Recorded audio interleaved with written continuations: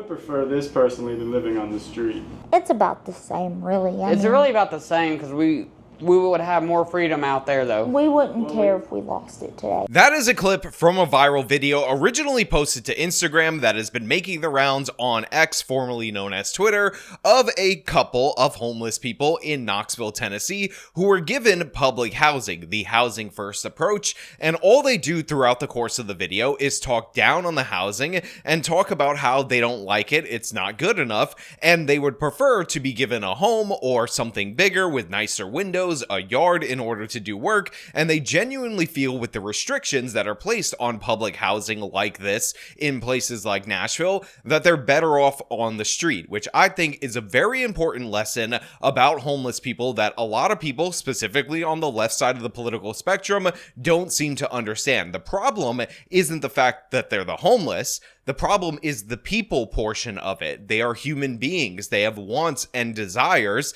and they make choices that have led them to be homeless. Homelessness is actually a symptom, oftentimes, of other problems in these people's lives, and this is one of the reasons why, despite what you hear from the left time and time again, housing first policies don't actually work. Now, I remember Bill Maher recently did a segment, or maybe it was a year ago, I don't really know, where he talked about how the state of California was spending over $1 million on one-bedroom apartments, at least $800,000, but close to $1 million on one-bedroom apartments per unit, by the way. And he suggested instead of these bloated, ridiculous projects, that what the state of California should actually do is buy Quonset huts for about $8,000 to $12,000, put the homeless people in there, assess them, and then determine what levels of treatment that they would need. But the reason he believed they weren't doing that is because there was too much graft, too much theft in the homeless industrial complex. You know, after World War II, there was a huge housing shortage in LA when all the vets returned home and had nowhere to live.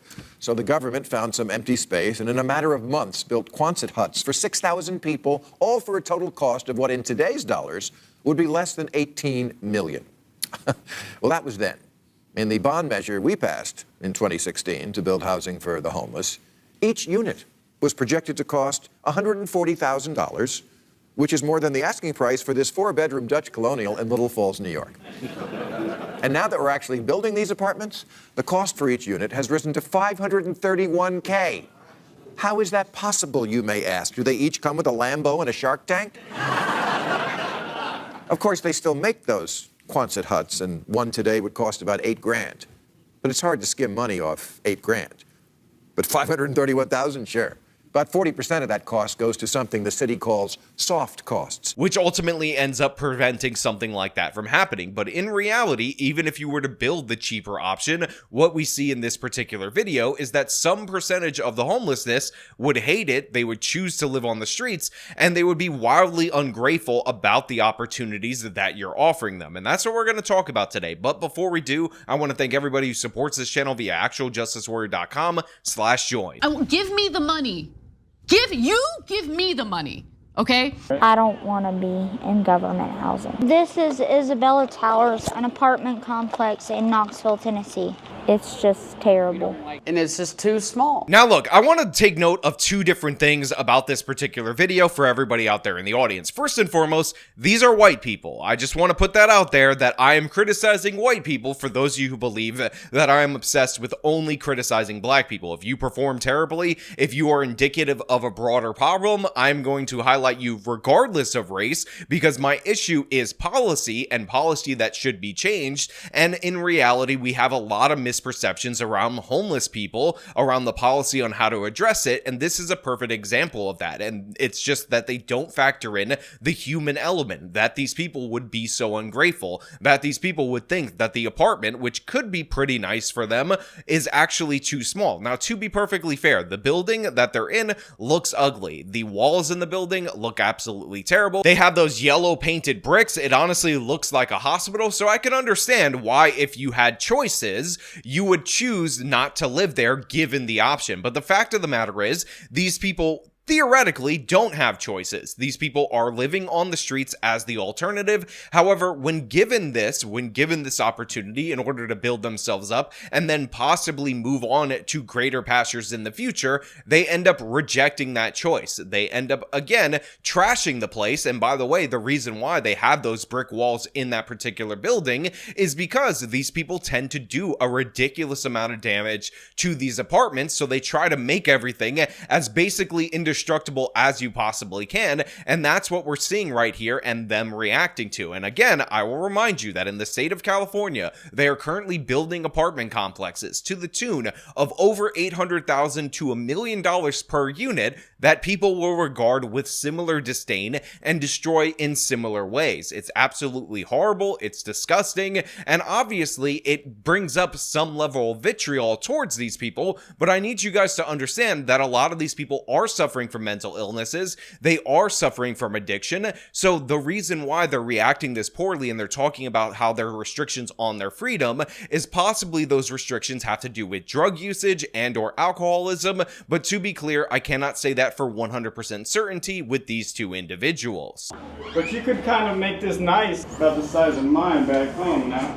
Come on, we gotta learn a little gratitude. This is a heater. I would prefer this personally to living on the street. It's about the same, really. It's really about the same because we would have more freedom out there, though. We wouldn't care if we lost it today, though. You wouldn't care? Nah. Got That's the TV, the only AC, shower, The only two things locked door. Yeah.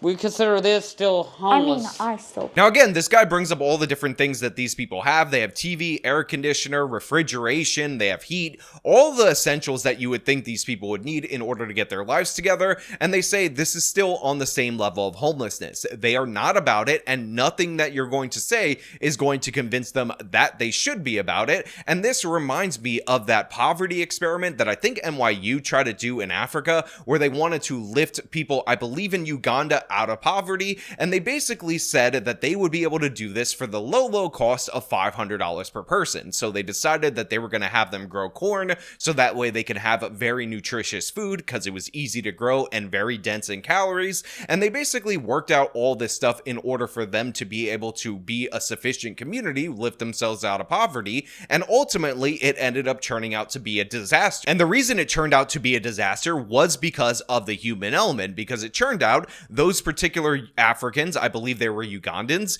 didn't like corn. They viewed corn as prison food in their particular culture. So even though they grew a surplus of this particular crop because corn is incredibly easy to grow, the people refused to eat it. So then the people at this university decided, okay, well, if you're not going to eat it, you're going to have to sell the corn. So then they decided to build out infrastructure in order to help them bring the corn to market, in order for the corn to be sold, in order for them to make money, in order for them to buy the food that they wanted. Now, of course, this required them building a road. This, of course, required them having some way of storing it for transportation, needed them to be able to get out of the country in order to sell it to people that actually did enjoy eating corn, and then you have to compete on the global corn market. And needless to say, long story short, it ended up costing these people who were going to bring these Ugandans out of poverty for $500 per person about $12,000 in order to achieve the goal that they set out, because they kept running into barrier after barrier, and the overwhelming majority of those barriers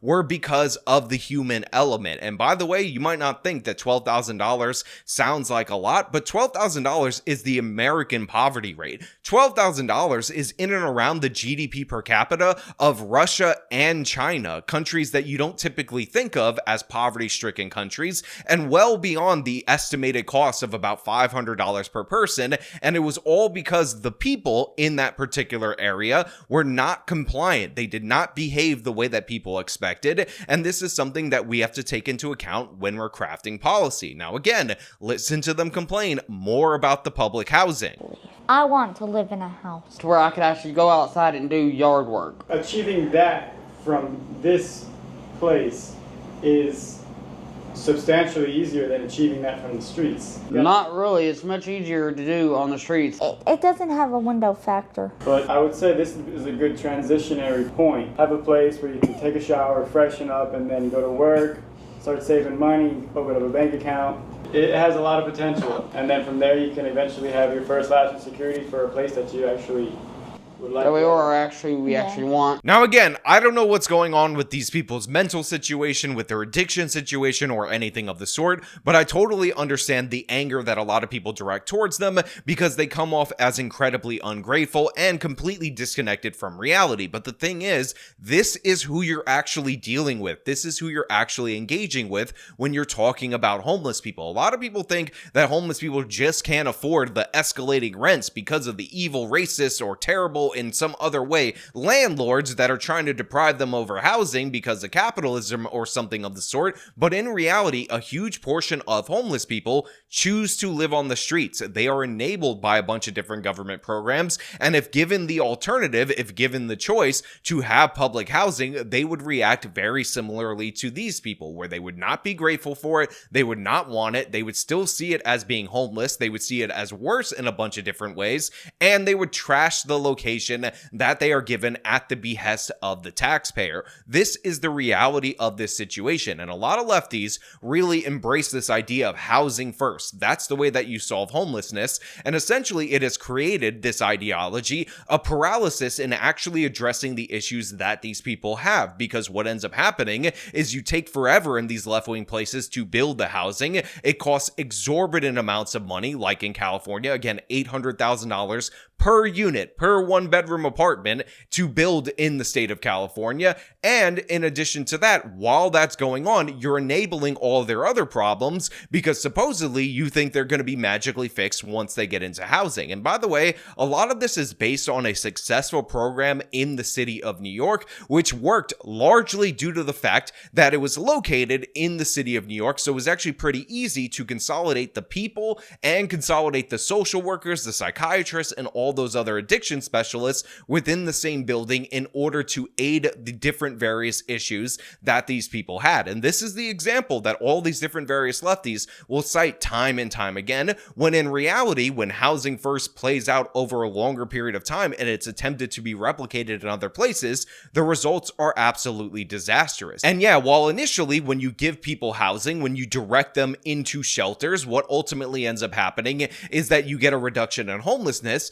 It turns out that long term, when you actually re-examine these particular people, the results are absolutely devastating. Now, I would like to tell you that 50% of the people in this Boston survey from their Housing First program ended up back on the streets. And the reason why I would like to tell you that is because it's actually significantly worse than that, because 50% of the participants that they ended up checking up on years later actually ended up dead.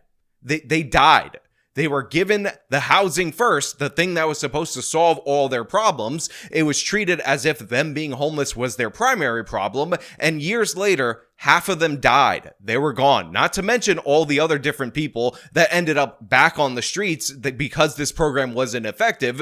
But again, 50% of them died because they weren't addressing their major issues, their underlying issues that caused them to be homeless. Now look, as crazy as it sounds, you might be able to make the case that 50% fatality rate among the homeless population in conjunction with this government program is actually better than they would have been had they been on the streets, because that population is so vulnerable based on violence, based on mental health issues, based on overall poor health issues, based on drug addiction and all of that. But the fact of the matter is, they have not yet been able to replicate the results of the New York program for any extended period of time. And even the New York program was a limited program. So it's not like they've been able to expand that out in the city of New York to make it more broadly applicable. Look, I'm somebody who said on this channel that I actually agree with Bill Maher's idea. If you're going to give these people housing, don't spend $800,000 on a single one-bedroom apartment per apartment in a bloated, ridiculous project that takes years and years and years in order to complete. Give these people the Quonset huts, the same exact thing that we gave returning World War II veterans when they came back to the country and there was a housing shortage. But the fact of the matter is, a bunch of these people would choose not to go to that housing, and this population is not the greatest generation returning from fighting a war, who are largely not only fine, but they were upstanding citizens in the United States of America who returned from fighting to our country and were just going to be able to be stationed there with their families for a temporary period of time before they got out. This population has a much greater risk. They actually, in a lot of cases, like living on the streets. And the fact of the matter is, there isn't a real good way for us to determine who is just a helping hand away from getting back into normal society and who's absolutely addicted to not only drugs or not only suffering from mental illnesses, but addicted to living on the street. Look, I understand a lot of people look at the video of those two individuals complaining about each and everything, and they get angry at them. They get frustrated with them. But the fact of the matter is, they did us a public service. For far too long, the liberal elites, the liberal intelligentsia, have told us that homeless people are victims of our society. They have no choice in the matter, and we just need to buck capitalism, build them housing, and that will solve all their problems, when that is just not the case. Again, there's a reason why they want to change the name from homeless people to unhoused. And by the way, a lot of you pointed out that they were originally called vagrants, and yes, this is much more accurate as a descriptor than unhoused people in order to describe them, because guess what? It's the attitude, it's the people that's the problem, not the homelessness. Again, you have to treat the symptoms, the underlying issue with them as people, not just give them homes, because guess what? They won't even care about it, they won't even take care of it, and they'll tell you to your face that they prefer to live on the street. Now, with all that being said, I want to leave this off to you guys out there in the audience. Do you understand what I'm getting at? Do you understand the angle that I'm trying to explain to you? Do you understand what these people actually teach us? Or did you not get beyond the first 10 seconds of this video where they were complaining, deciding that you were angry at them, and deciding that they are deserving of some kind of pain, some kind of retribution from the taxpayers? Because I definitely do understand that sentiment, and if you feel that way, let me know down in the comments below. Now, as per usual, if you like this video, show them by leaving a like, subscribe for more content, follow me on all my social medias. You can support me via the support links in the description of this video. This has been me talking about homeless people hating on public housing, hating on free housing. Till next time.